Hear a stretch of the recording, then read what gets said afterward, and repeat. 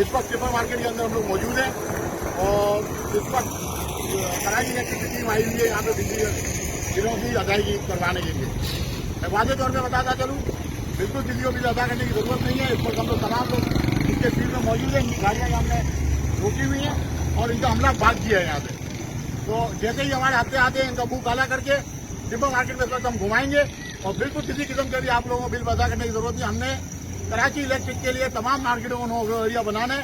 जब तक ये बिजली के बिल सही नहीं होंगे तब तक ये मामला जो है हम बिजली के बिल की अदायगी नहीं करेंगे। और अगर बिजली के कराची इलेक्ट्रिक का कोई नुमाइंदा या कोई शख्स अंदर आया बिजली के मीटर काटने के लिए तो उसको बिल इबरतनाक जो है मामला होंगे। फिर आप हमें गिला मत कीजिएगा।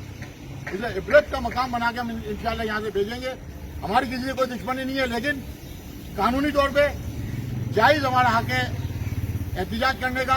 हमने एहतिजाज बिल रोके तो खुदारा इस तरह का माहौल नहीं बनाए कि कहीं लॉ एंड ऑर्डर की सिचुएशन बने। बहुत बहुत शुक्रिया।